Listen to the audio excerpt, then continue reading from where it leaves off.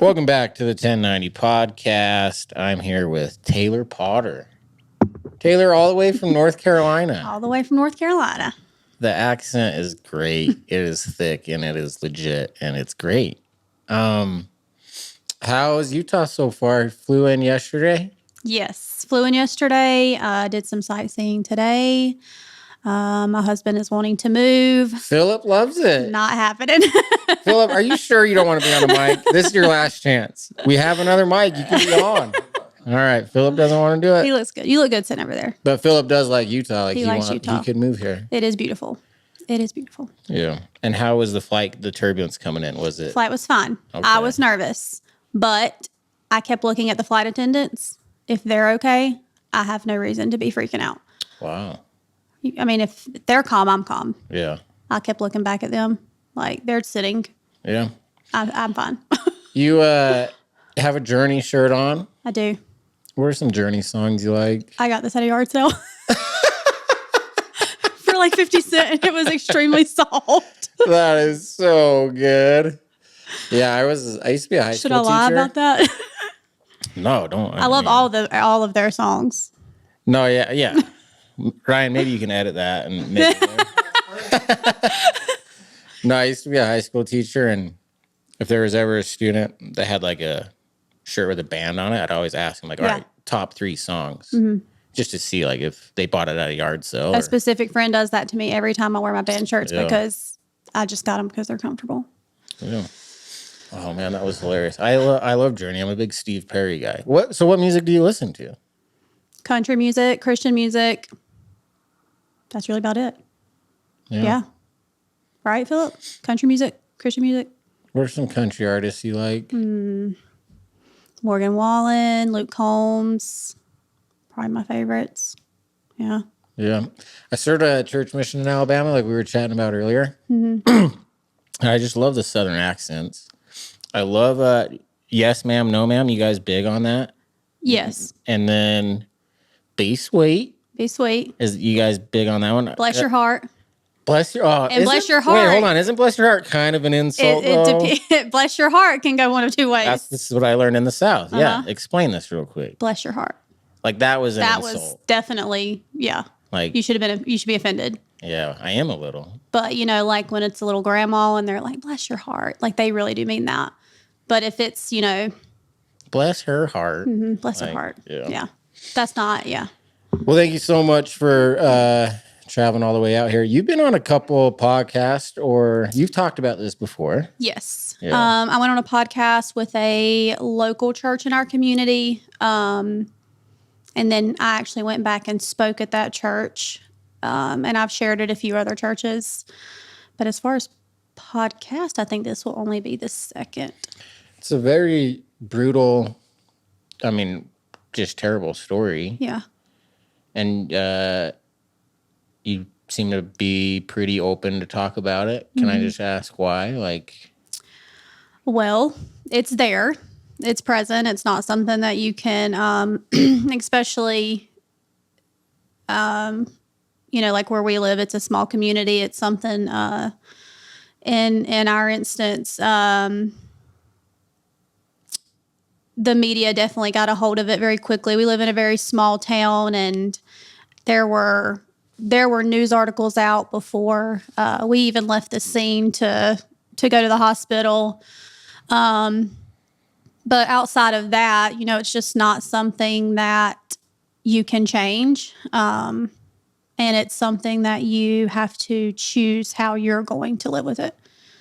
No, I love that. Obviously, I talk a lot about my story as well, and I'm pretty open about it. And I relate very well with what you're saying. Yeah, which is initially what kind of drew me to, like I told you, like I saw one of your videos come up on TikTok, and I don't remember exactly what year did that happen for you. So ours is 2021. 21. So yours is 2018. Yeah. So I saw you come up on TikTok and was like, wow, I can remember, and I'm sure that you probably felt this way, but I can remember feeling like what happened to me and my family was just, you feel just isolated, like, like nothing could be this bad. nobody else is going through anything remotely close to what we just went through. And that, it's just not true at all. You've met people from all over who have incredibly terrible, terrible things that they've gone through. So for me, sharing it just the same way that you do is just in hopes that, it can reach someone who needs to hear it, someone that may be going through something similar or... I think obviously talking about it, helping people is great, but I think it helps me. I think I'm just going through so much shocks still. I think talking about it just kind of helps. Do you feel like that's you at all? Like, this is so just I do. And believable. I didn't personally go through any type of counseling or therapy. I did my own, I was just very comfortable sharing with people and talking about it to people that I know love me and people that I trust and people that love my family. I didn't really do any type of, therapy or counseling to talk about things because I was just pretty open about sharing what I was going through, things that I was feeling, questions I had, and all of the things. Yeah. I remember when you messaged me like years ago. Like, we've been trying to get you on the pod. Yeah, this has been a long time coming. You probably thought that I was never going to make it happen. No, I kept messaging you like every 8 months. I'd reach out like, hey, are we ever anyway? I know. But I do remember when you first messaged me and just told me your story, and I just had to read it a couple times to make sure I was reading it right. And you're totally right. Like, starting the podcast and just finding people like you, Craig Lithgow, Curry Bolger, Julian. I mean, I can go down the line. It's just one terrible story after another. But no, I do think there's a quote out there. It's also in a Metallica song that misery loves company. I guess it's kind of true, but not in a bad way. Yeah. I don't want what happened to your family to have happened, obviously, but it did, and now we can talk about it and connect, and we're going through so many similar things probably, and also handling it different. Like, our 90% is also has some differences too. So anyway, thank you so much for coming on. This is like I said, we've been trying to make this happen for a couple years now. I'm going to start with the obituaries. Is that cool? Yes, sir. We'll start with your sister, Katelyn.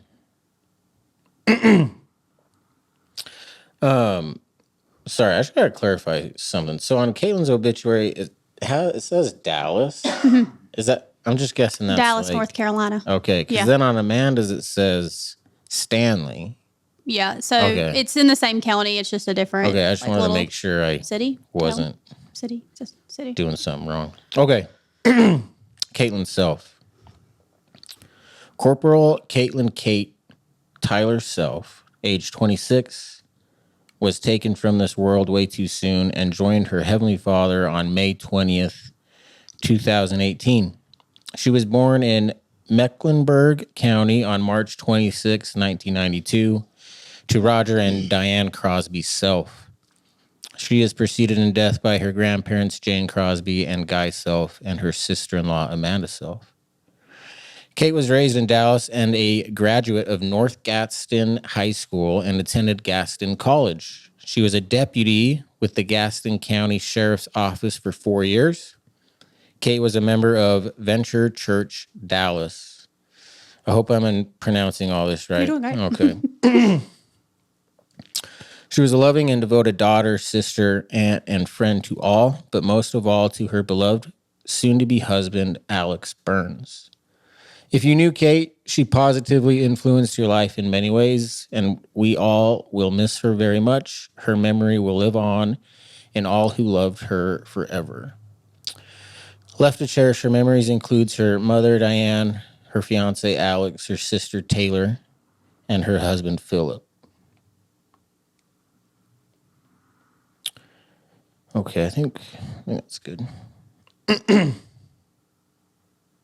2018, is that 7? So this would be 7 years? Mm-hmm. What is that like for you? Is that just It feels like forever ago and just yesterday at the same time. Yeah, that's like what everyone says, but that's just how it is. Yeah. Like, Yeah. It's a very strange, like it's odd to me to think that it's almost been a decade. okay. Amanda Self obituary. Amanda George Self, age 35, was taken from this world way too soon on May 20th, 2018. She was born June 15th, 1982, a native of Gaston County, the daughter of Tommy Dale George and Kathy Ross Otten George. Amanda was a member of Venture Church in Dallas. She was an emergency room department charge nurse at Carrollmont Regional Medical Center in Gastonia. Gosh dang, I was doing good. You were about to say it right the first time, Gastonia. I was. I'm like, well, that not even can't be right. Gastonia, it's Gastonia. My wife Courtney was a nurse, so like every time, I don't know, every time I just have to make that connection. She was a devoted wife and loving mother to her children, and a loving daughter and friend to many. Left to cherish her memories along with her parents are her loving husband of almost 15 years, Joshua Self, children Kendall and Caleb Self. Okay, should be a good one today.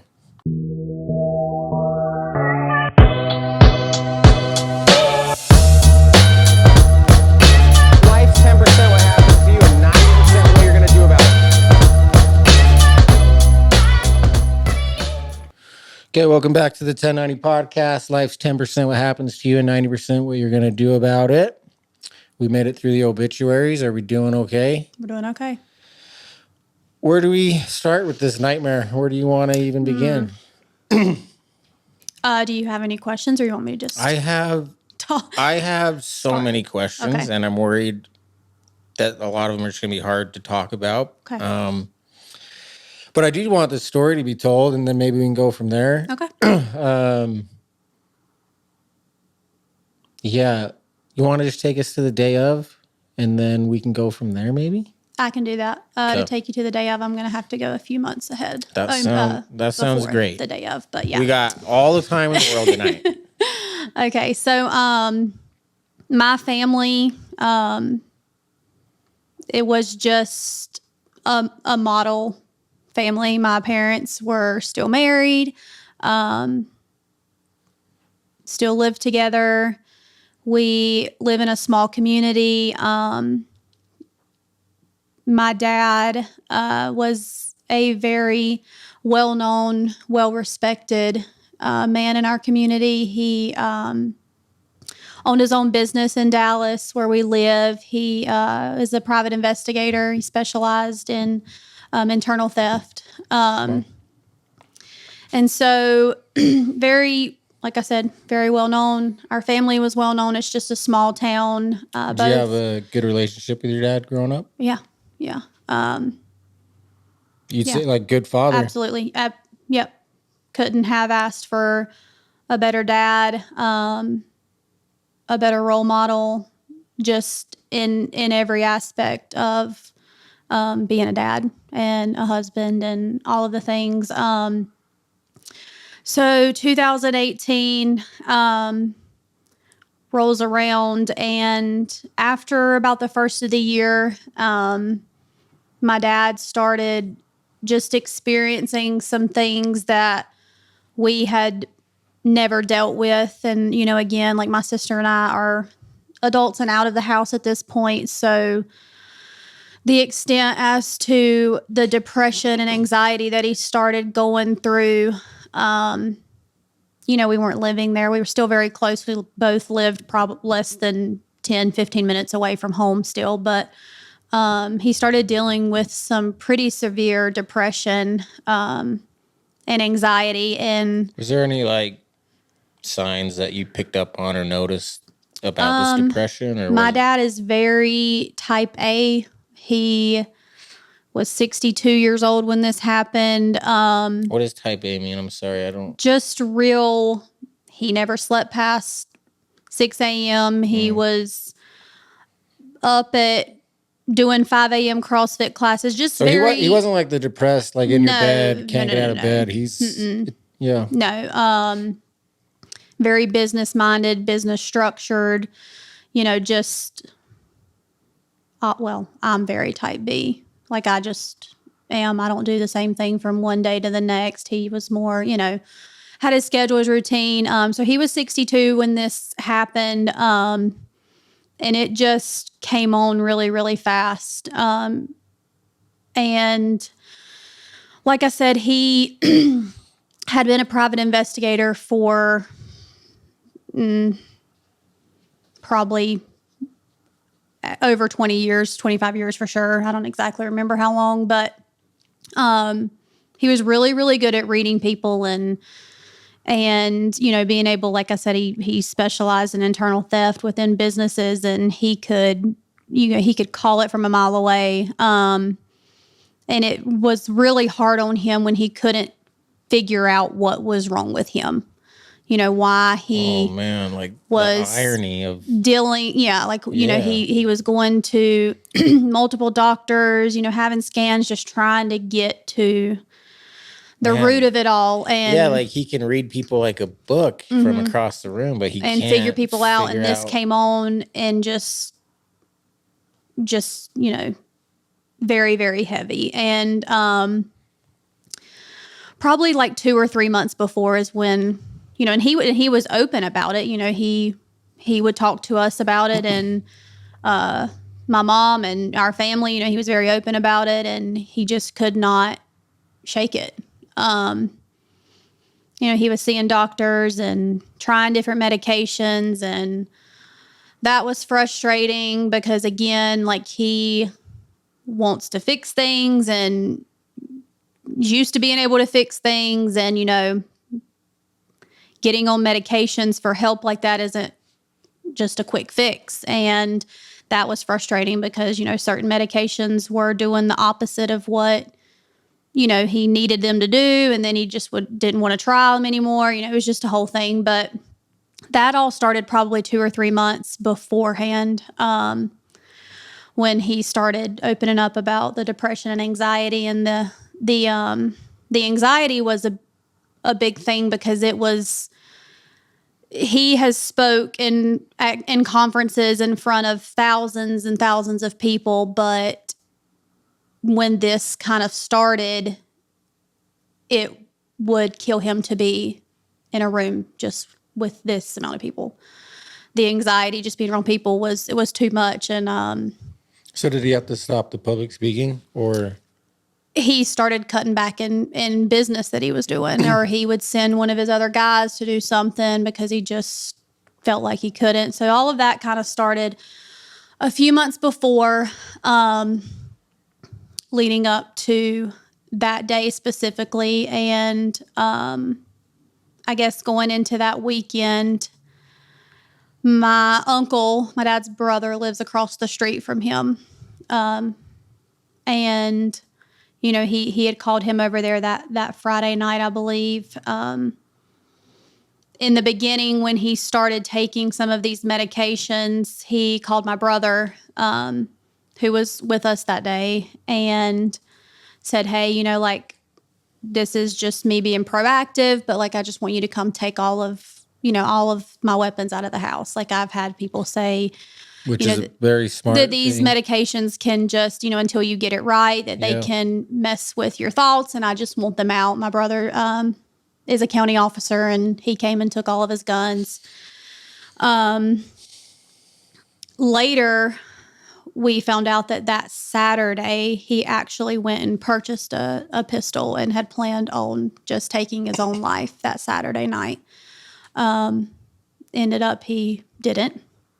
Obviously, Sunday morning, Philip and I, at the time, were living in one of his rental houses that is on the same street that my parents live on.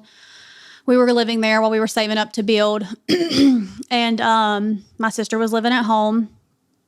And we were all up getting ready to go to church. We all go to the same church.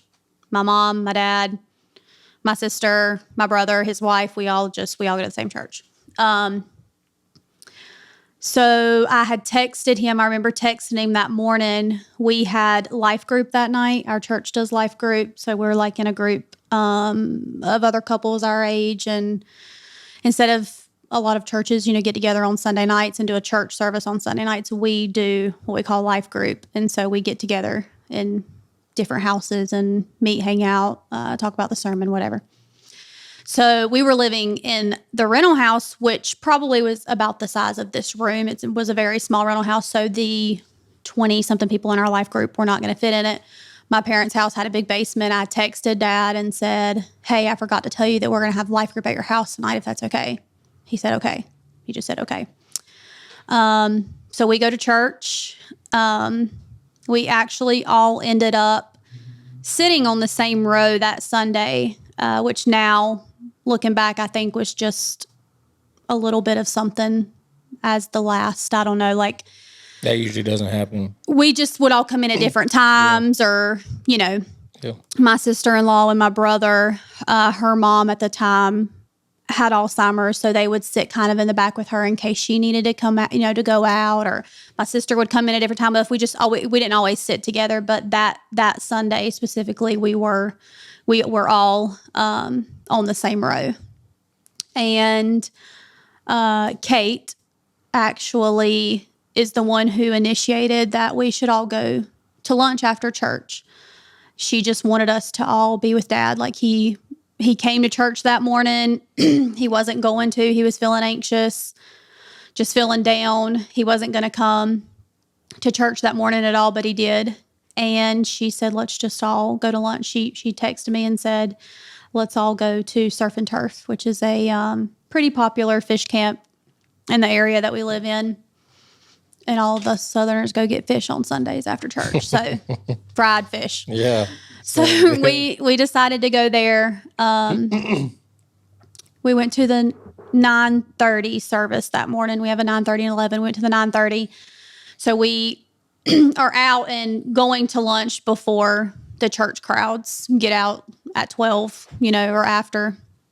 And so we go there. There are 13 of us. My parents, my sister and her fiance at the time, me and Philip and our daughter who was 4 at the time, my brother and his wife Amanda and their 2 kids, and Kate's fiance's parents were with us as well.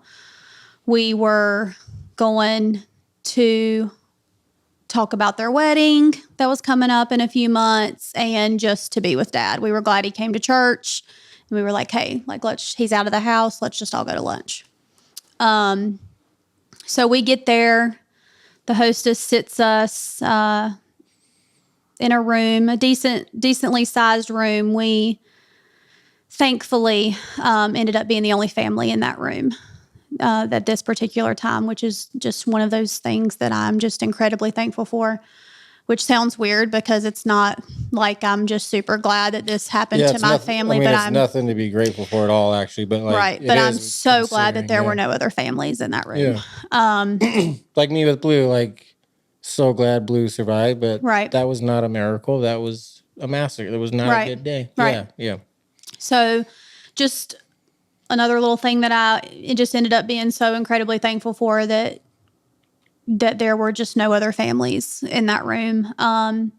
They sat us, they actually, had to push some tables together. Like I said, there were 13 of us, and they sat us in front of this, I guess if we can just imagine this area being a window. It was just a big window. They sat our table in front of that window.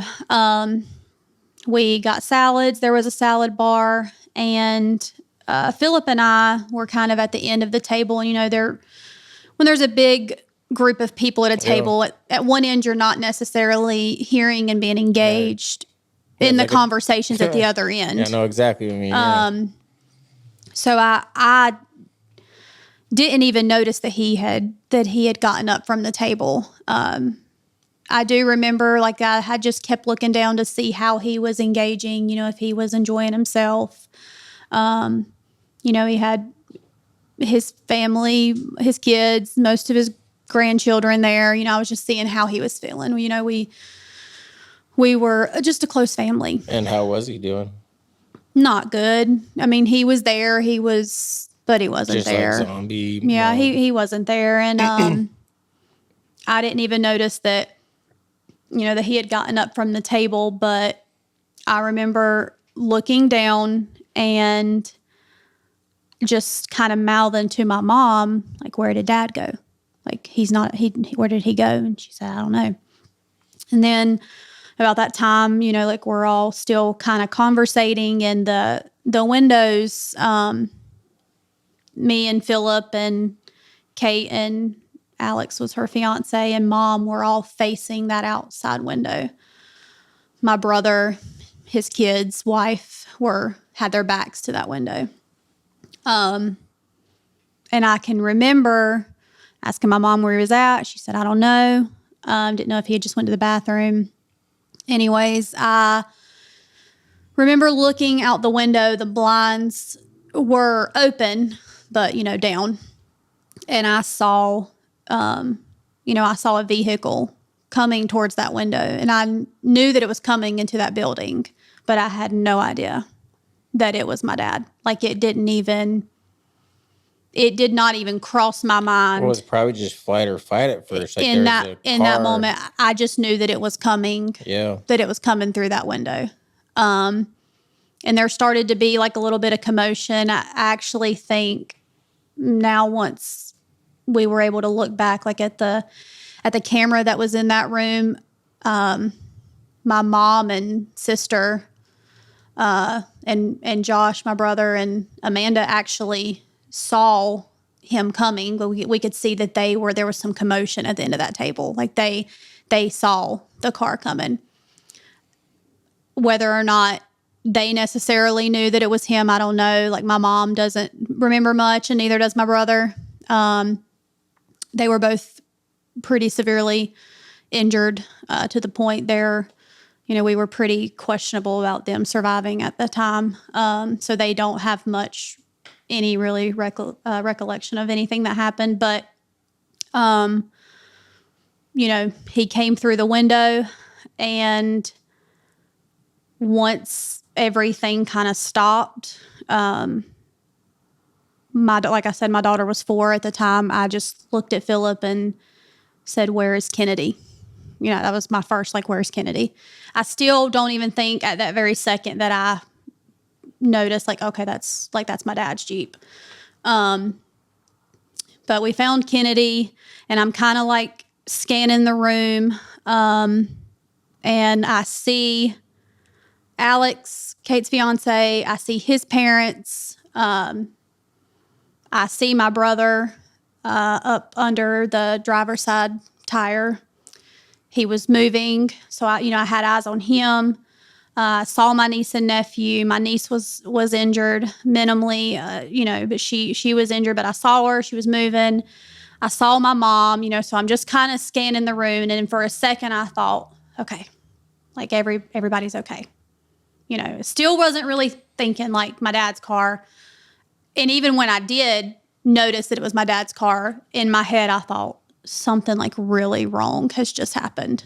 Like, even as bad off as my dad was, like, I thought something's wrong. Something really bad happened, obviously. And I remember looking at Kate's fiance, and because I didn't see her or Amanda. And I just screamed at him, like, "Where's Kate and Amanda?"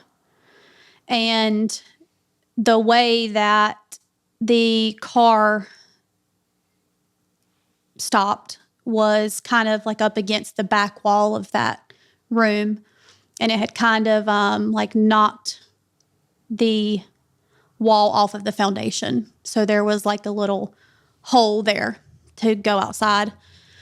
And we had to walk through the hole that he created in the front to get to the back. Like, Kate and Amanda actually ended up outside of the back of that restaurant. So we get back there, and that is just where, like, everything just stopped. Kate and Amanda were kind of both beside each other, which is, I don't want to use the word funny, but I guess ironic's a good word. They were really close. They were not that me and her weren't, but they just had a very special relationship. Her and Amanda did, and they were right there beside each other. And Amanda was moving. I feel like her nurse kind of kicked in because she just wanted to like try to get up, and Philip was like, hey, just stay still, like, somebody's coming, like don't move. And but Kate wasn't. She was, and when I finally did realize that it was my dad, I had gone to his car first. I probably skipped a part, but I went to his car first before I went to the back of the building, because and even for a split second, I thought there's no way that this is my dad inside this car, Was he just sitting in there frozen, or what was he doing? Yeah. He looked just like a shell of a person, He was just, his pupils were nothing, and he was just sitting there. And I was like, Dad, like trying to get him to talk to me. And it took us a little while to actually get in his car, because it was, just tables were smashed into the side of his door. And Philip tried like breaking the glass with one of the serving trays, and the glass was freaking great glass because it would not break. But we finally got in his car, and so like once I couldn't really get him talking to me, I that's when I went around. We went around to the back of the building where Kate and Amanda were, and they were trying to find a pulse on Kate. And her fiance was there with her, and Is they just people at the restaurant? the people at the restaurant. Yeah, some of their staff. So are people just screaming and running around? It's just mayhem, and it was like a war zone. It was like nobody knew what to do, and when paramedics and officers started showing up, they did their absolute best that they knew how to do at the time, but it was terrible because everybody knew us. Like people because Kate was corporal at the jail. My brother was a county officer. My dad was in law enforcement. Amanda's a nurse at the ER. It was like every person that showed up knew who we were, and so they just froze. One of Kate's sergeants showed up and had to take over CPR and could barely. It just like everybody froze when they saw who we were. They just. Yeah, I'm guessing. I mean, I don't know, but I'm just guessing when you know the people, it's all of a sudden not like a robotic routine that you've been trained. Yeah, just not something you're doing. It's personal, like it's just. Yeah, very different, I think. Yeah. And, I'm not in the medical field, but, I've pulled over and, checked on strangers during wrecks or something, and you're just like, okay, let me help this person. But like at that time when it's your entire family, who do you go to? Who do you go to help? Like, you don't know what to do. It's just different. So they're doing CPR on her. They were doing CPR on her. And I specifically remember her sergeant looking up at me and telling me there's no pulse. That's just one thing I can hear her saying. She just said there's no pulse. And I'm just looking at her. Philip was very, very fight in that. Like I said, paramedics just were. They didn't know what to do. They were freaking out. He jumped in and got the scissors to get her shirt cut off so they could do CPR. He got the I don't remember what the board's called. Yeah, the body boards, they put them on, like he was helping. And it just feels like a dream for you, a nightmare. I was just frozen. Yeah. Like I wasn't really freaking out. Well, I thought I wasn't freaking out. I think that I kind of was like a little bit hysterical. But I just remember looking at her when she said there's no pulse, and I'm looking at her and I'm thinking, there is no way that like this girl that I've spent my entire life with, we were only 17 months apart. My absolute best friend, like there is no way that this is happening. I mean, 2 minutes ago, you're just sitting at lunch with her. Yep. We were just sitting there talking. Perfectly healthy. Yep. And I'm just looking at her, and I'm in my head, I'm saying like, just breathe, Kate. Like, please just breathe. Just take a breath. Like, just breathe. And she didn't. And I think a strange part of that was, after that, like I just had to step away and it was done. Like, there she is. And there's other stuff that you have to do. Like, my mom was in there injured and going to a hospital. My brother was injured and going to a hospital. Amanda was still alive at the time, and going to a hospital. Truly like a war zone. Like, My she's daughter's dead, in there with the gotta- arms of a stranger. Like, the Yeah. power's out. Like, it's just chaos. And that's one thing I can remember is like just pulling away from there to go to the hospital with the rest of my family in different hospitals, just leaving her there. Was very strange for me. Just like, that's it. Like, we're just gonna leave her here. We're just going to leave. Yeah. So Amanda didn't die later until she was at the hospital, and they actually took her to the hospital where she is a charge nurse. Which, later you hear different things, later on from people, and they took her in there, and she was, not really recognizable to them. And, I had some people tell me that when they found out it was her, I mean, doctors were passing out. Like, they were just like, there they are working on somebody and trying to save their coworker's life. And they were not successful. So she died later there. I think she had coded a few times, had a few like cardiac arrest. Yeah. But so that is kind of what happened. And then it just didn't stop there. Like, once they came in and told us that Amanda also didn't make it, one of my first thoughts was, and I actually remember, looking over to our preacher that was with us, and I said, my brother was at a different hospital, and I said, I need an update on my brother. Like, my sister's gone. Just found out my sister-in-law's gone, and they had 2 kids. My nephew was 8 at the time. My niece, I think, was 12 or 13. I think 12. And one of my first thoughts was, I need to know that my brother's okay. And so he went through a few surgeries. I probably couldn't sit and name all of his injuries or my mom's injuries to you, but they both spent a good bit of time in the hospital. My mom spent a good bit of time in rehab facility after that. So it was just a very long few months afterwards. And I'd say probably just a few years, it's day by day. That's what I say. It's just something different every day. You are healing and grieving, and it's just a day-to-day thing. It's just so messed up. Yeah. So many levels. Yeah. And I don't even know, like, do we talk about how bad that moment is and all the details of it? Or do we talk about what it's like to lose a sister and a sister-in-law and then their kids? Or we talk about the fact that your dad is the one that killed? Like, I don't even know where to go. It's so bad.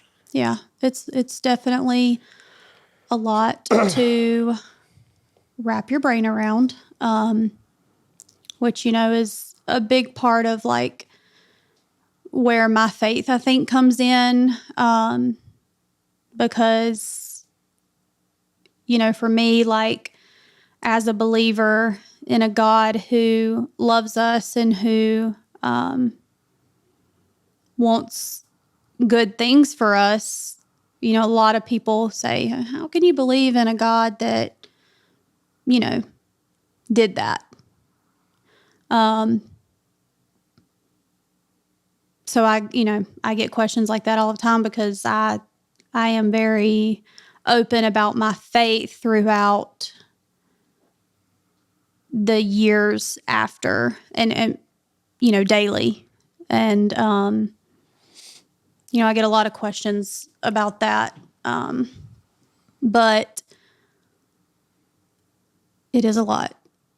There's a lot of moving parts.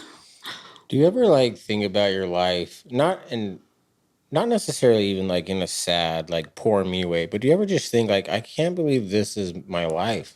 Like, I just can't believe this happened. Every day, multiple Yeah, times a day. like, there's just no way. And it's not that I'm always sitting there like super sad, like, you know, right. crying about it, but I'm sitting there thinking like, I'll look at where we are now and like, my childhood home that my mom sold afterwards, my childhood home that my parents built, in 1988, where I grew up, my sister grew up, my brothers grew up. I brought my first daughter home there. She sold that house after everything happened, you know, because it's just her. You know, my dad's in prison. You know, it's a big house. It's a lot of land. So she sold that house not very long after, you know, for multiple reasons. We did not know like what kind of lawsuits, like you know, it was a big deal. Like it, you know, it's my dad. Yeah. And then there's so many people involved. So many people involved. And, So like, how do you handle that your dad did, like, what's your relationship with your dad's in prison for the rest of his life? For the rest of his life. What's your relationship with him? Do you hate him? Have you forgiven him? Is it just a combination of every emotion that there's ever been? Is it because you have to take into account that he was sick. Yeah. And so like, how do you, because I didn't know. I mean, I just kind of I didn't know all the details of your story, obviously. So a big part of it, I'm just trying to picture like your relationship with your dad and what this is like. And it sounds like it was really good from childhood all the way up to the day of. And so I'm just trying to picture like my dad doing this. Yeah. And then he drives through the restaurant and he's just frozen in the seat until the cops come and get him and they arrest him and take him away. And then does he remember what happened? Yeah. And and you know, I didn't get to talk to him then obviously, like, you know, right then. And it's so I'm so sorry. It's just I can't even imagine. Yeah. So to answer your first question, sorry to just pepper you with all those questions. I didn't order those questions, you know, that you asked, but sorry, I talk to my dad every day, multiple times a day. My kids talk to my dad. Just phone calls? Or? Yeah, they do phone calls. We do like a FaceTime and we go see him. He is at a place in North Carolina that's only about 2 hours away from us. So we go see him about once a month. Now with COVID restrictions being, you know, less than they were, we're able to sit with him probably about the same distance you and I are, if not a little bit closer. We can hug him when he comes in. We can hug him when he leaves. So we go. I take my kids. My mom goes. So we have a relationship with my dad. You know, for me, I went into that restaurant on May 20th because I loved my dad.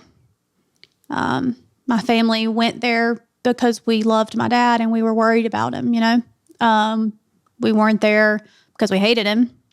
And so for me, like I walked in there loving my dad and I walked out of there loving my dad, and my heart was and is incredibly broken for him.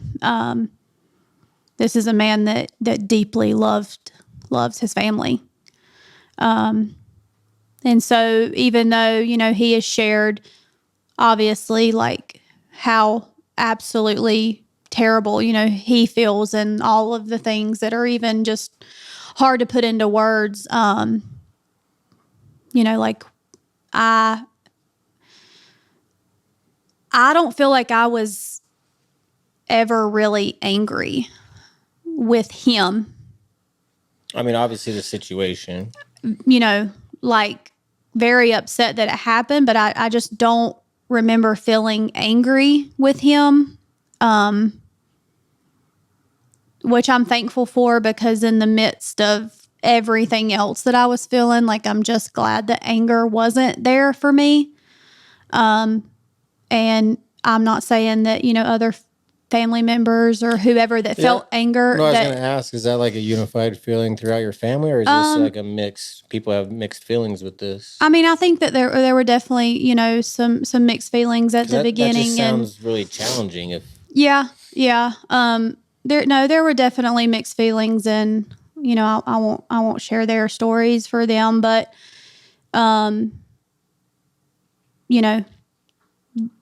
I'm not saying that they didn't have every right to feel however they felt. I think that everybody was just doing the best that they knew how to do at the time. And even after the fact, like that's just one of the things I say, like, we were just doing the best we knew how to do. Like, you think you're still just doing the best you know how to do. But for me, I'm glad that anger wasn't at him specifically, wasn't something that I had to work through, because I was working through so many other things. Like, outside of my husband and, Kate's fiance and his family, like, all of these family members are either dead or severely injured. It's like I was like the last one standing, like before leaving the restaurant that day, looked back when we were pulling out in that cop car, and I thought, at the time I didn't know what was going to happen to my mom and brother. And I thought, I just lost my entire family in 30 seconds. And I know that you feel that and have felt that. So I'm glad that anger wasn't necessarily something that I had to work through. I knew that was not my dad. Yeah, I was gonna ask you, is that how you saw it? Like, it was just a show? Absolutely. I mean, and obviously it Absolutely. was. Yeah. What if anger is not one of the more difficult things you've had to work through, what do you think has been some of the more challenging parts of this? That's a hard one.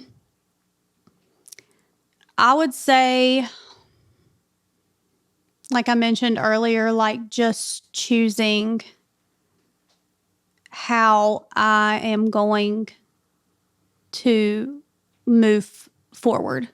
Because I'm sure, like, you don't really move on, right? Like, Yeah.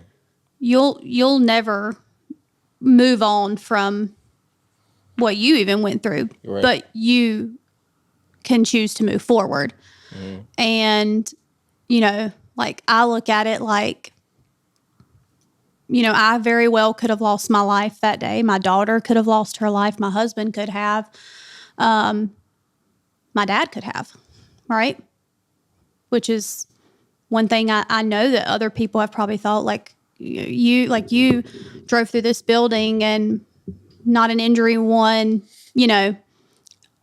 but for me, like, there's still breath in my lungs. There's still breath in your lungs. And that means our story's not done yet. Yeah. Do you think, you mentioned like your faith in God. Do you think that is like the primary reason why the anger and forgiveness for your dad, do you think that's what made that part easier than maybe it would be for a lot of people? I think so. I think so too, because like that. Actually, I will say, let me take back the think so. 100% yes. Yeah. Yeah. I think that not you specifically, people, you can have faith, you can have hope, right? Like, you can hope in things, have faith in things. But I have faith and hope in Christ, and in knowing that, the Bible talks about, like, as believers, I think that people have this, maybe this misconception that, Christians just have, like, oh, they have Jesus. They just, like, it's just rainbows and butterflies, and it's just this perfect, easygoing relationship with the Lord, right? But the Bible actually promises the exact opposite of that for believers. Like if you read the Bible, it talks about like Paul got the annihilated. complete Like, opposite, that you will suffer Paul's as a apostles believer suffered. Jesus, in it's all Christ. suffering. And so I think that how we choose to suffer, for me and for believers, can either point people to Jesus or point them in the complete opposite direction of what you preach to them. Like it's a hard, and like I go back to people saying like, how can you believe in a God that did this, right? Like God could have stopped it. He could have, saved your sister. He could have saved your sister-in-law, XYZ. And so like I just go back to God didn't orchestrate May 20th, right? He didn't orchestrate that. Sin and the fallen part of our world orchestrated May 20th, but he did allow it, which could still be a hard pill to swallow, right? Like, this God that loves us, like, did allow it, but he did allow it. But, the Bible says that he allows things to happen in our lives that are for his glory and for the good of those who love him. And so I may never necessarily, I'll never have all the answers, right? Like, I don't have the answers as to why. You think I have any answers over here? No one has any. Yeah. I don't think you have any answers. No, I don't. I mean, you can sit, I can sit. I'm sure you've sat and asked, the why. Like, why? Why? So I don't claim to say that we're called to necessarily know why, but like I know that we're called to trust it. And to trust that his plans are greater than mine. Because, that was obviously never in my plan.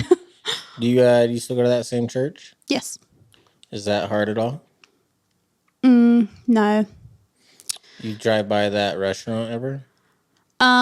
It's not necessarily like in it's not a far away town from us, but it's just not somewhere I go as often.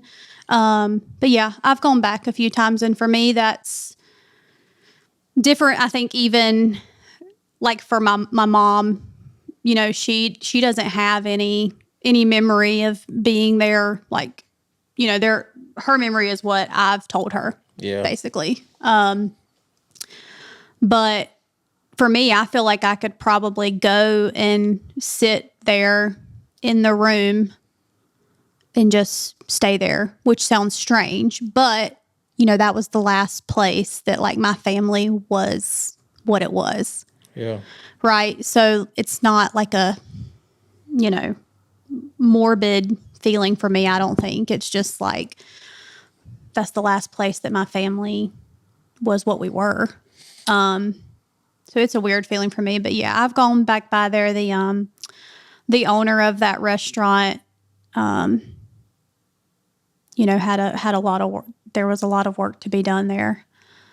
That whole side of the building had to be rebuilt. And she had the glass window, painted, in memory of Kate and Amanda. She did like a tree with like 2 doves on it or something of that nature. So I've gone back by there. I just recently, a few months ago, took my oldest daughter there, the one that was there that day, but she was only 4. I took her by there. So yeah, we've gone there. We've not eaten there since during COVID when things were shut down. I would order some takeout from them just to, support their business and stuff. They did a lot for our families with fundraisers and stuff. Our community as a whole were just amazing. Like I said, it's a small town. Yeah. Which probably matters a lot in terms of, because I remember the thing happened in my family. There's people at my house every day for months. And I'm sure like a small town Oh, yeah. Yeah. We were had a good support fed group. for months. Yeah.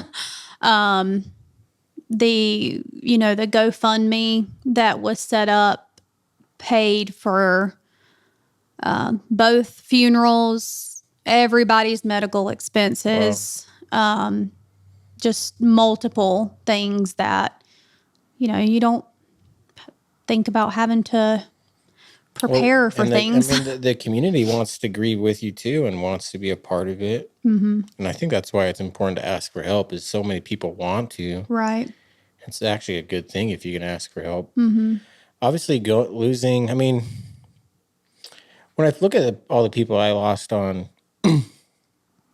July 25th, obviously losing Cordy and my kids is just different level than Race and Ryder. But losing my brother Race, that's the longest relationship I had with anyone. Right. In that car. Like, I knew my brother Race since birth. And so losing a sibling, it's terror. It sucks. It's definitely.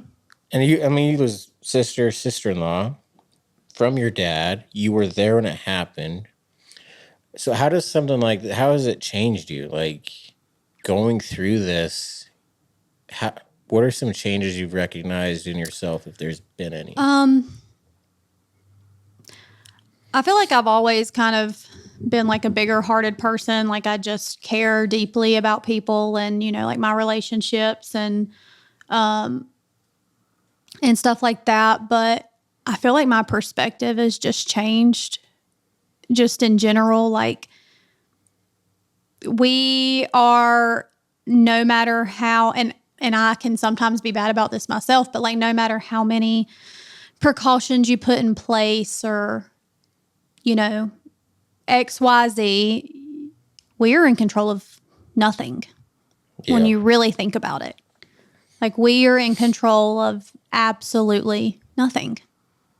You might feel like you're in control sometimes, like, oh, well, if I'm driving, I feel more comfortable, or because I feel like I'm in control, or if I do this or I take these steps. I think we do so many things to like trick ourselves, like, oh, we know what's going on, but there's like, we all have a part of us deep down that like, we don't know what's going on. No, like we have zero control. Yeah. Over what is going to happen, in our lives. We have zero control of what's going to happen in the next hour. We're sitting here right now, fine. I mean, one of the people you trusted and loved like going through that, how do you trust? Yeah.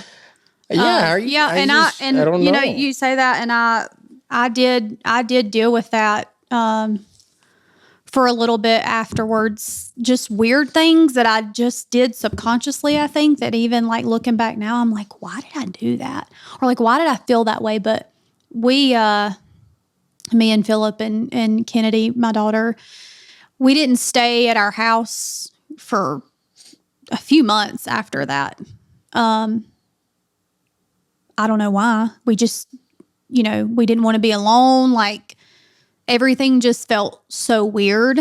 Yeah, I think your body's literally like just in this panic mode, like doesn't know what to do. Yeah, and I feel like, our worlds had just stopped and frozen, and everything else is not stopped. The world is still spinning, and everybody else's lives are still going.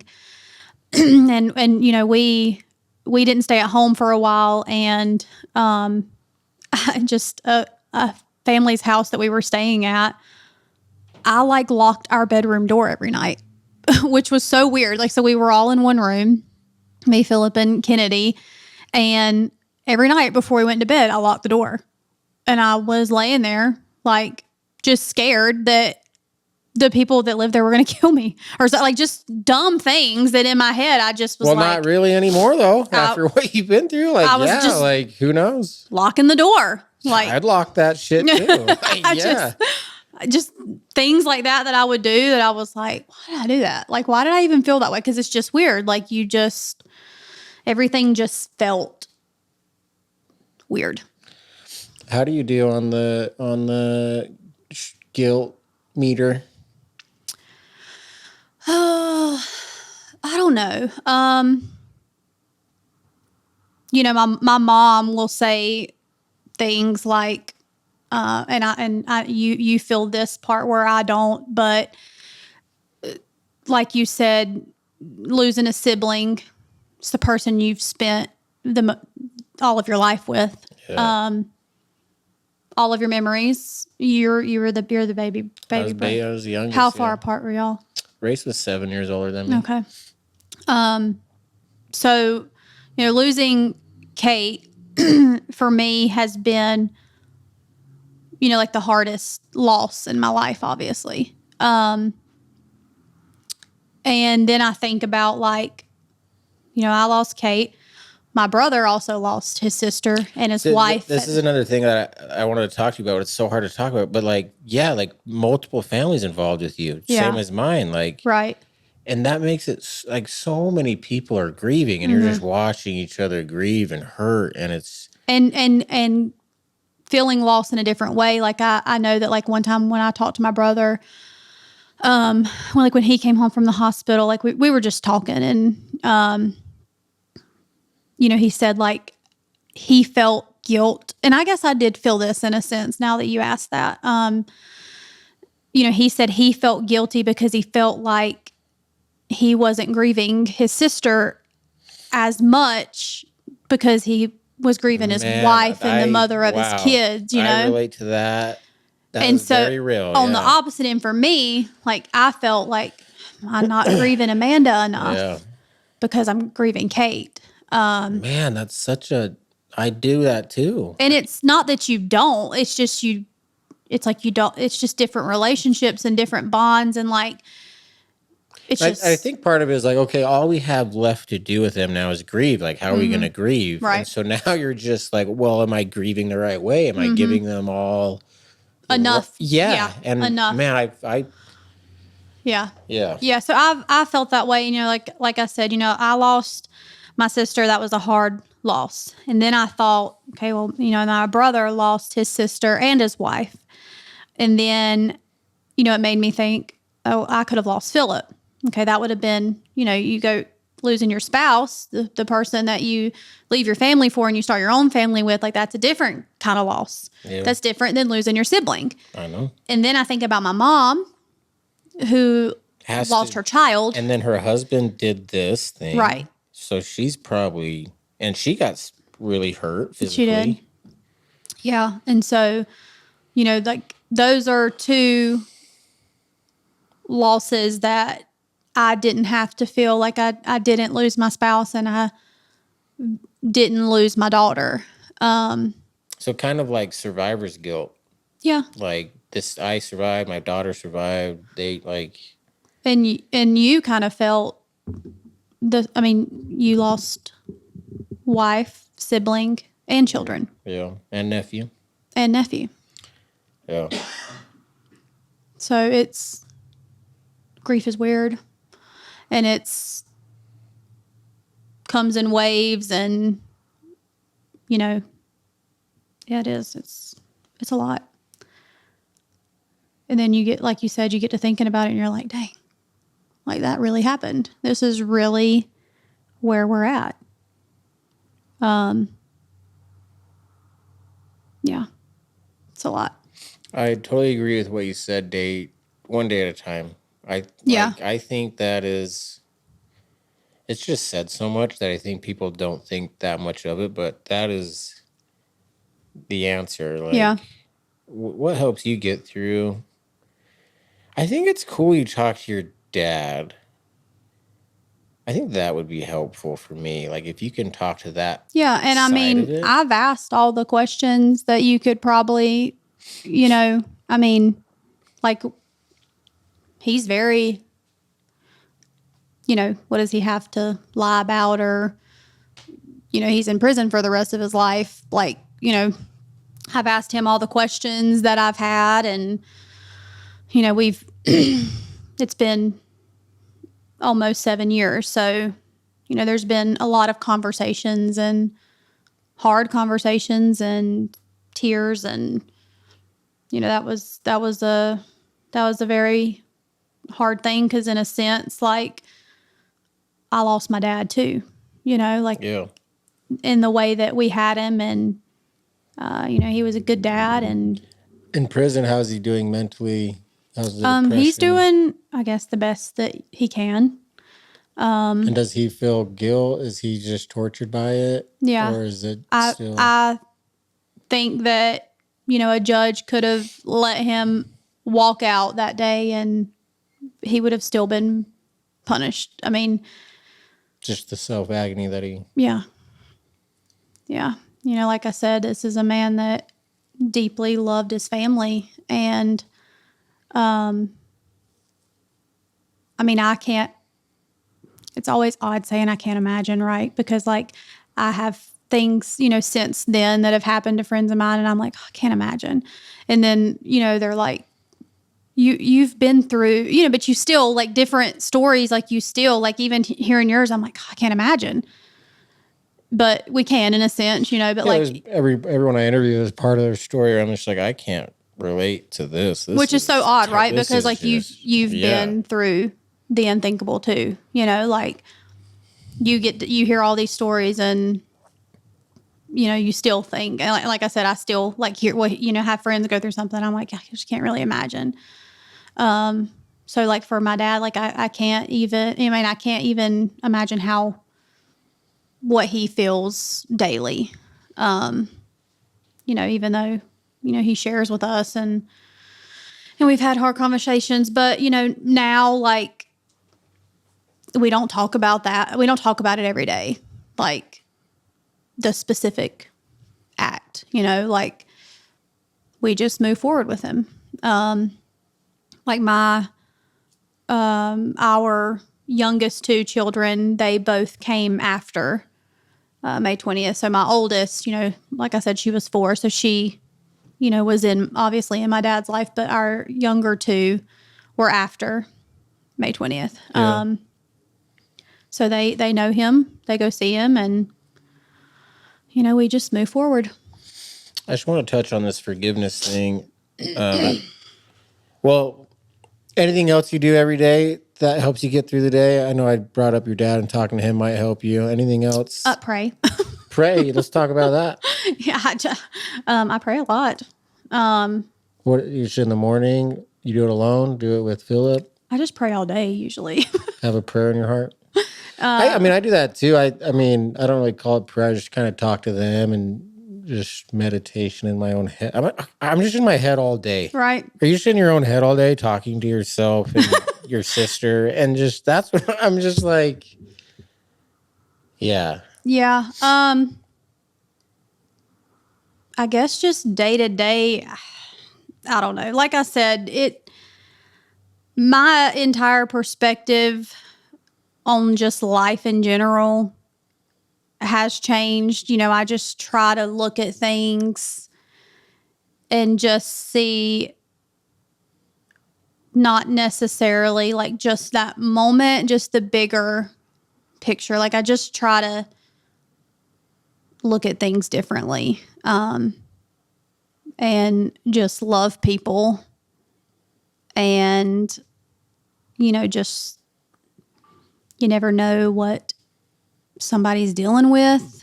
So I don't know. I just think my perspective on life has changed all the way around, as I'm sure yours has. But yeah. I just had a follow-up question with forgiveness. There's so many people that like can't talk to their mom, can't talk to their dad, can't talk to their brother, they haven't talked to each other in years because of an argument or, I don't know, whatever the case may be. And they just can't talk to each other. They just can't forgive. Right. Like, they can't do it. Here you have your dad that does this. Mm-hmm. And obviously it's different because he's sick and he's depressed. So, like, yeah, that's part of it too. But, like, the way you're just able to handle it and forgive him, what would you say to these people? I struggle with forgiveness. I have a really hard time forgiving people. And I think it's because I can't really forgive myself. And I think I don't know. I think it's just selfishly like, well, if I can't forgive myself, then fuck you. I don't have to forgive anyone. Right. Like, you know what I mean? Yeah.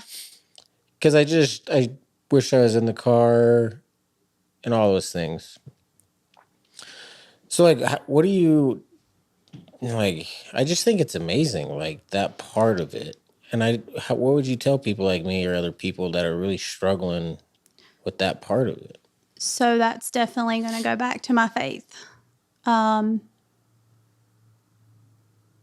Which Jesus came. Everybody basically knows, the Bible, children's church version, right? Like Jesus came, he died on the cross for our sins, so that we could eventually live with him forever, right? Yeah. So, and we're, biblically called to forgive. Forgiveness doesn't always equal restoration, right? Like I think that you can truly forgive someone for something that they've done against you, right? Yeah. I don't think that always necessarily means that you have to restore a relationship with someone. But I think you're called to forgive them. I know you're called to forgive them. So for me, the Lord has forgiven me all throughout my life, right? And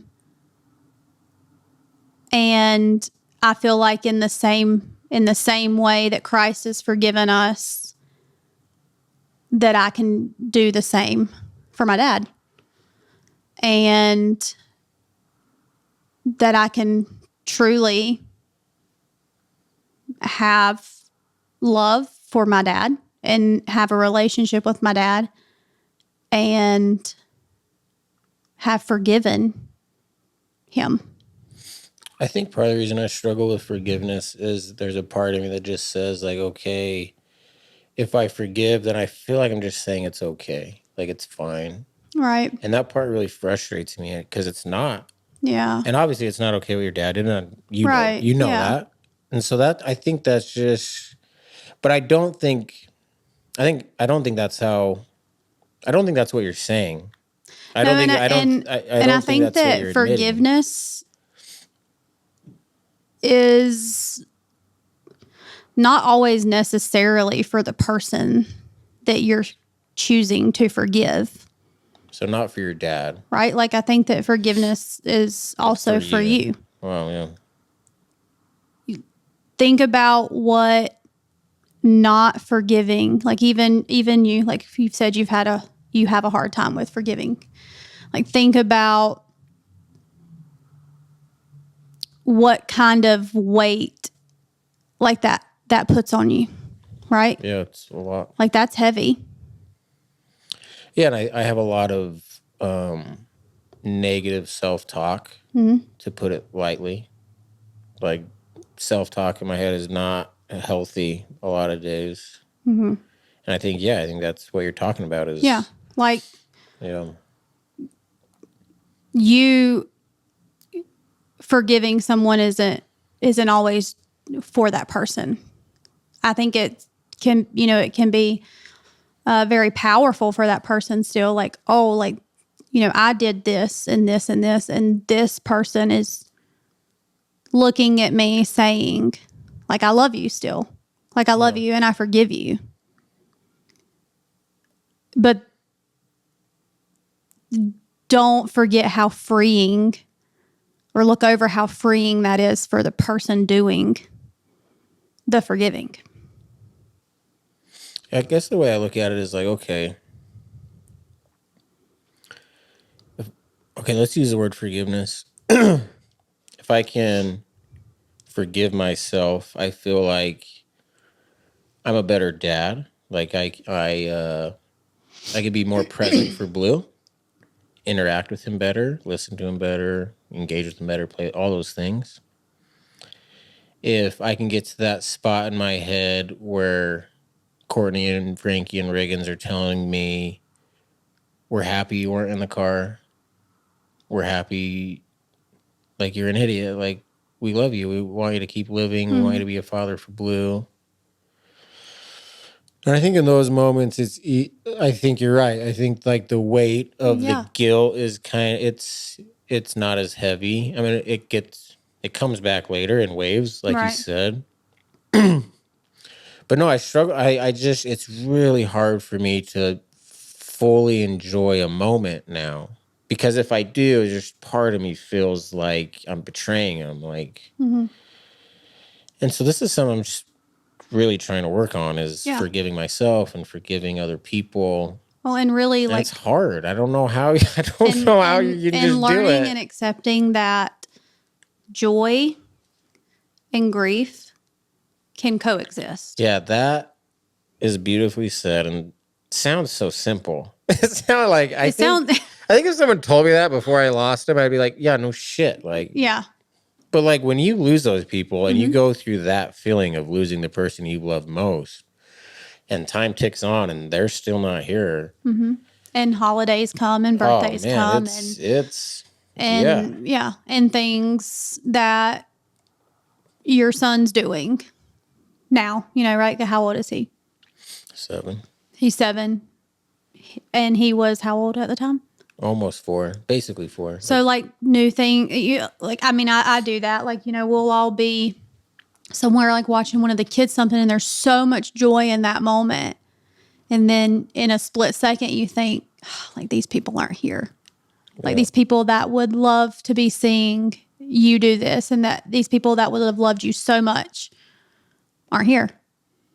So joy and sadness, can coexist. And for me, like, they coexist because of the hope that I have in Christ. It's eternal, and it's not temporary like our life here on earth is. Yeah. Just having this conversation with forgiveness, do you think, I feel like forgiveness might be associated with acceptance. I feel like if you can, or maybe it's denial. Well, I'm trying to think this through.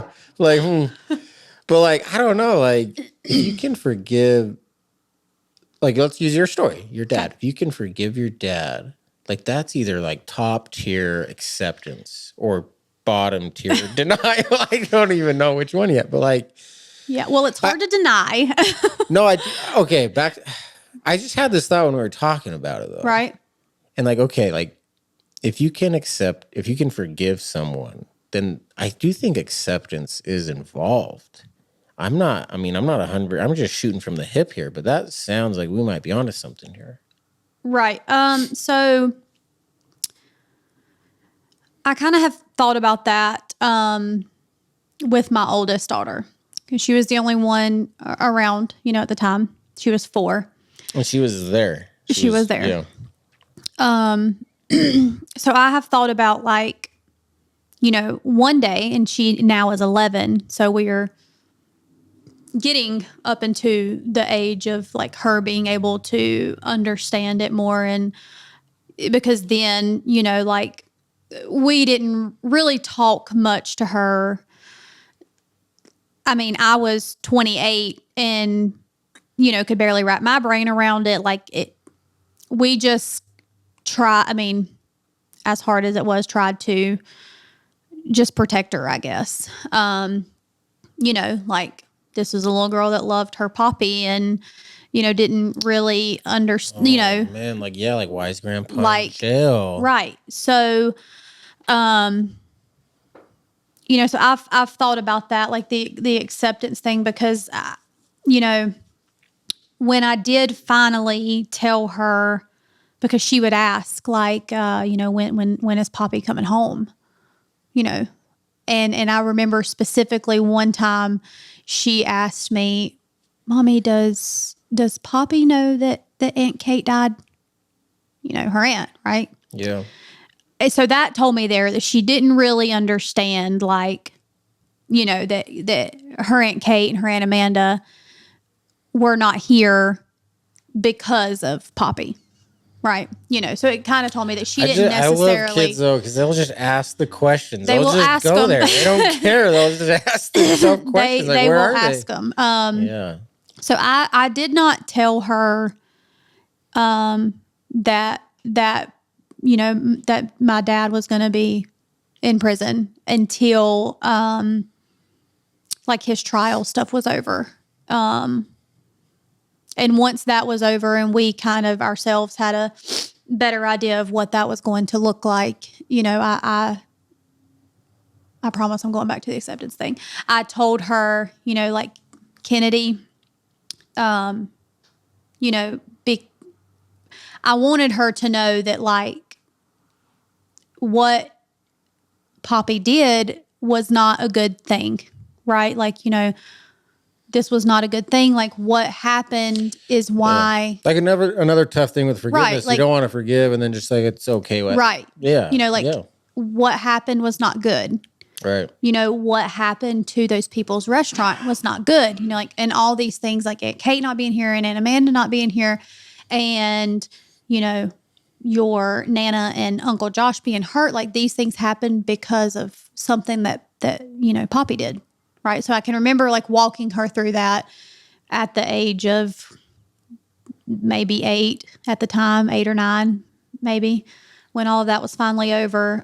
Because it was a tough conversation. A few years after that his trial took place, but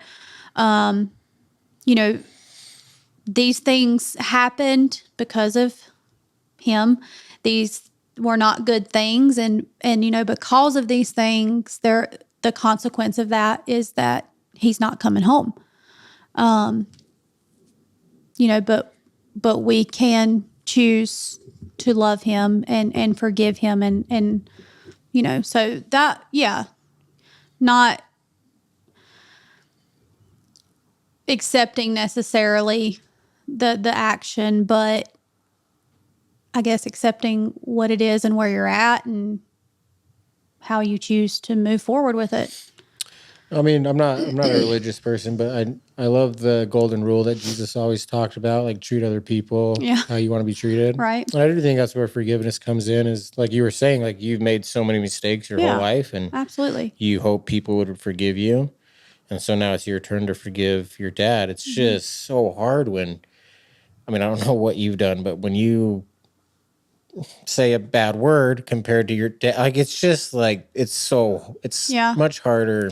And I guess, like in, like the Bible says in the Lord's eye, a sin is a sin, right? Like small one compared to what my dad did. Like it's all, we're all screwed. It's all the same. Yeah. And so, we're all, we all fall short for sure. And, I think that's just, that's how I choose to look at it. And how like I walked her through the forgiveness thing and it did just, I don't want to say like it just came easier for me, because I'm not like saying that, there were people who I'm sure there were people who thought that I was grieving the absolute wrong way and that having a relationship with my dad was absolutely insane. And I'm sure there's people who think that, but that's just where I'm at. Yeah. What do you say to those people that judge you for that? Well, what would Jesus do? Especially turn the other cheek. The good old bracelets that we used to wear at summer camp, WWJD. No, but I especially I think found it more shocking to me when it came from people that claimed to know and love Jesus, because I just thought daily we mess up. We fail. We all fall short. And daily, the Lord extends his love and grace and forgiveness to us. So why do we not have to do the same? Yeah. I guess I don't know. I don't know if this has to do with forgiveness, but it just popped in my head. Sometimes I think to myself like Mother Earth, nature, however we got here, like that's what gave me my kids and my family, and nature, planet Earth, sandstorm is what took them out. And that's kind of God, like this thing that gives and takes away. And Mm-hmm. back to what you were saying earlier, like we are not in control like I thought I was. Like that's one of the things that changed me too. Like, whoa, like really not in charge. And that's a terrifying feeling. But I have found peace with that thought of like, hey man, like this is life. Like Mm-hmm. it's absolutely brutal for everyone. And sorry that your family died, but join the club. Like Yeah. listen to Taylor Potter, like listen to other people's stories, dude. Yeah. Like no one's Right. doing too great. And if they are, they're probably lying. Like they're Yeah. Well, and then like they and, don't and know. then you think about like there are some people in this lifetime that will never go through what you and I have gone through, right? Like Right. there's some people who will never experience like that type of tragedy. See, that's why like when people say like we all have a cross to bear, I'm like, dude, like you deal with porn addiction. My family died. Like, don't try to act Yeah. like that's the same. Like, we all have a cross. Like, I'm trying not to jerk Yeah. off, and your family's dead. Like, and then we go to the same place. Like, this. Yeah, I struggle with that stuff. Yeah, sure. but I think that I gave my life to Christ when I was 10, right? I was a young child when I decided that there was a God and I was not that. I didn't know the ins and outs of the Bible at 10 years old. I am 34. Don't You're even know you're. He's saying 5 and I'm 34. Oh, Philip, I didn't know you were so tatted up. Whoa. Oh, yeah, he is. Sorry. Wow. Yeah, don't pull up your pants leg right now. But I am 34 and I still don't know the ins and outs of the Bible. Yeah. But I know that God is God and I'm not. And, I think that people are going to suffer. We're going to suffer. And like I said earlier, like as a believer, I know that I can suffer and know that it is under the control, that my suffering is under the control of Jesus. And it's temporary, right? And it's temporary. It's temporary. Do you mind if I read you a Bible verse that I saved specifically? This is you can do whatever you want. This is your episode. It just because suffering is obviously. So is this one of your favorite scriptures? It's just, well, not necessarily, but it's just, I actually saved 3, but there's just a lot of scripture about suffering, which is episode. Convenient that we have both suffered.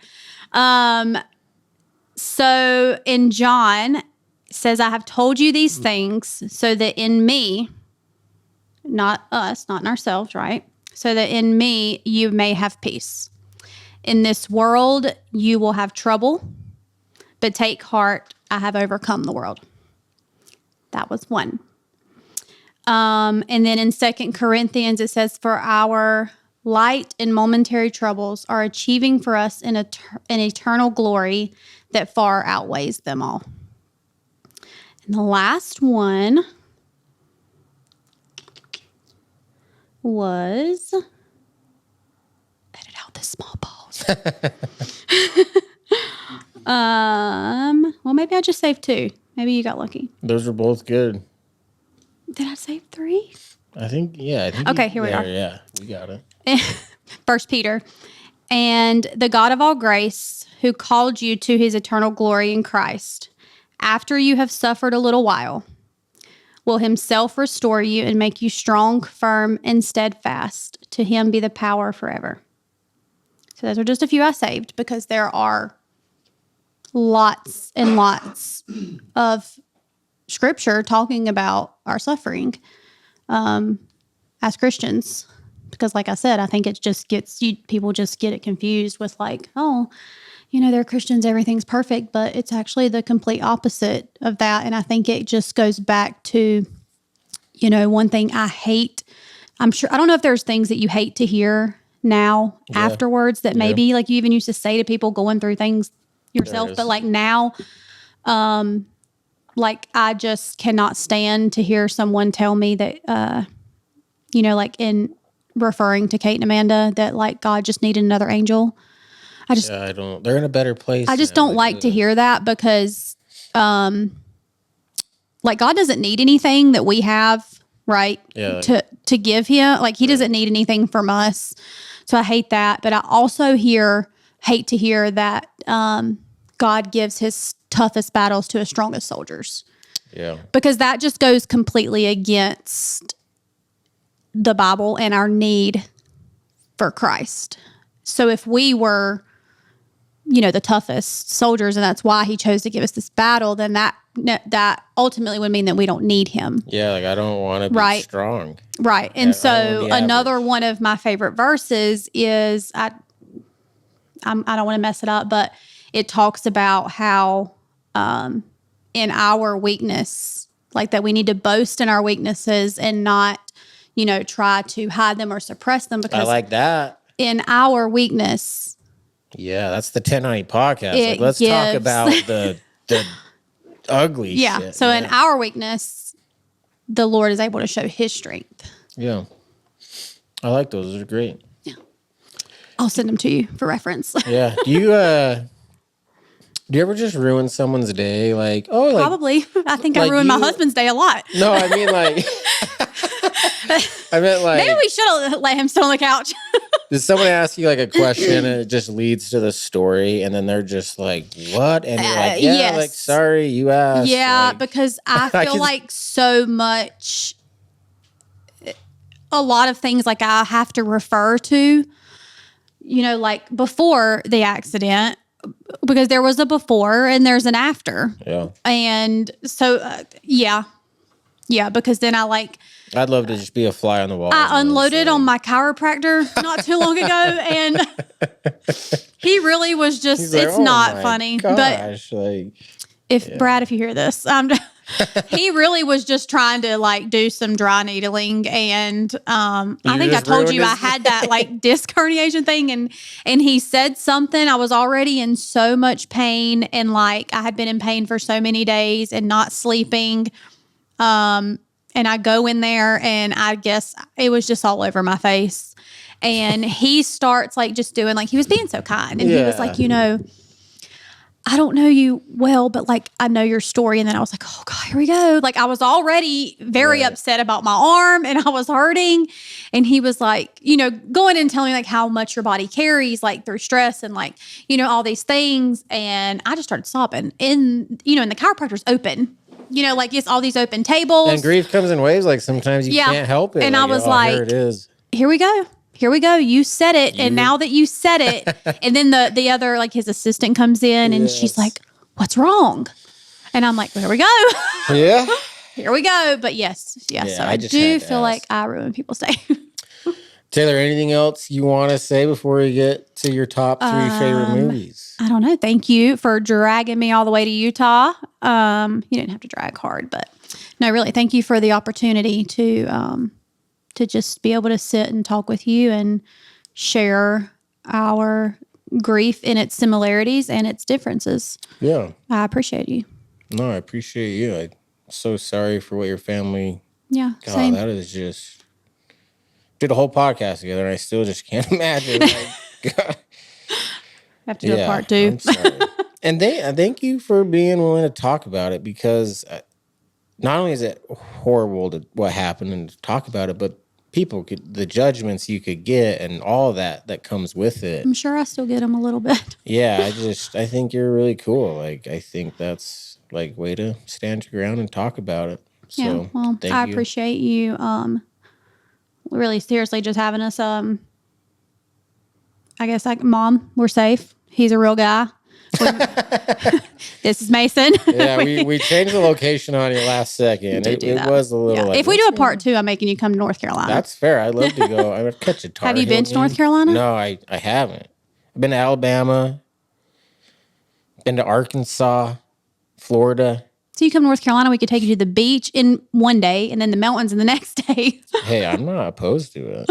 I love the South. Yeah. But no, really, thank you for the opportunity. I love what you're doing. And I haven't even gotten to like watch. I go and sometimes we'll just spend a little bit of time watching some of your episodes on there and just other people's like just heartbreaking stories. Terrible stories. And just hearing how people deal with things differently. Like I said, you and I have experienced some like similar losses and different and, a lot at one time for sure. So I appreciate No, I love your, just the forgiveness. That's just something I really need to. I can tell you're going to be thinking about that one. But part of it is I don't want to be forgiven. Like part of it is I just want to hurt because I feel like, anyway, we're just going to get back into it. Okay, top 3 favorite movies. Do you have any idea, like, out of this whole trip? The hardest question I've ever asked. This whole time, like, I was in the car with Philip and I listened to your voice memo because you like to voice memo, don't you? Let's talk about this. Okay. I'm a big fan. I don't like phone calls. I just don't like them. I don't know why we do them. Right, because if you can just text me, Please don't call me. But then sometimes, like, my texts are 3 paragraphs because I can't talk very good. So you just want to talk it out through the little, like, we're on walkie-talkies? So, like, I start texting. I'm 2 paragraphs in. I'm not making sense. I'm just doing... So I discovered the voice message. I'm like, and I've never looked back. Okay. I love the voice I did message. notice that about you. But this whole time, that was in the car, when you voice texted me that, I was like, Philip, he's going to ask what my 3 favorite movies are. What do I say? It's come that moment. And he's like, what are your 3 favorite movies? I'm like, I don't know. It's knocking on the door. Okay, well, I'm just going to go for it. No, hold on. 3, 2, 1. So 3, like the 2, and then your favorite movie is announced last. Okay. You're not going to like my last one. Because don't know that. So The Hangover will always be one of my favorite. I thought you were this Christian. It's just so funny. It's just everything is so funny. Like what happens to them? Like how do they end up in all these situations? Oh my gosh. He stole Mike Tyson's tiger. Yeah. Okay, just funny, right? They just got some one-liners in there. Yeah, and then when we were talking about going to Vegas, I was like, we have to go to that hotel. The Hangover's a good pick because usually sequels are just not good. Their second and third movies are also funny. They're like so I funny. enjoy and just them. the things that like, I guess I'm just like, I would for sure end up all of these situations, like still in the cop car and the tiger and like losing a tooth anyway. So it's just funny. And then I'm a girl, so like The Notebook, whatever. We don't have to talk about it. Wait, is Notebook number 2 officially? I would think Notebook would be number 2. All right. So are you ready? I'm going to say it. Number 1. It's not a movie, but it should be because it's 45 seasons and it's just Grey's Anatomy. I'm sorry. Grey's Anatomy? Yes. I don't think that's ever been announced. Because it's not a movie. 45 seasons? It's just a series. It's not really 45, but they are coming up on 22 in March. And Grey's Anatomy, is that like the doctor? Yeah, and see, it's you just love it. Mm-hmm. Yes, I love it to the extent that I'm basically a surgeon. Honestly, I know how to do this. Absolutely, I'm like watching Grey's Anatomy. 100% on the plane. If someone said, "Is there a doctor here?" I would stand up and say yes. Yeah, I got it. I've watched 40 seasons. I can deliver your baby right here, scalpel. Like I got you. So it's not a movie, but it should be because it's so long. There you go. Man, that was hilarious. I never would have pegged you for a Hangover fan. That's great. Oh, they're so good. They're so funny. Taylor, thank you so much for being on. Thank you, Mason. And your travel, you're going home tomorrow? Yes. Okay, well, safe travels back. Yes. Going home tomorrow. And life's 10% what happens to you and 90% what you're going to do about it. Amen.